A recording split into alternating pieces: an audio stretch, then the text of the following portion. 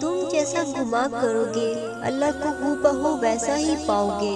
سکون کے غرض سے اسے ڈھونڈنے نکلو گے تو اسے السلام پاؤ گے۔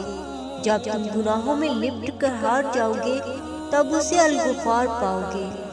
جب سارے دروازے بند ہو جائیں گے تم پر تب تم اسے الفتح پاؤ گے۔ جب تم یقین کے ساتھ اس کے روبرو دعا کے لیے ہاتھ اٹھاؤ گے تب اسے المجید پاؤ گے۔ جب اپنے معاملات کا فیصلہ اس پر چھوڑ دو گے تب اسے الحکیم پاؤ گے۔ جب کام کہیں سے نہ بن پائے گا تب اسے الوکیل پاؤ گے۔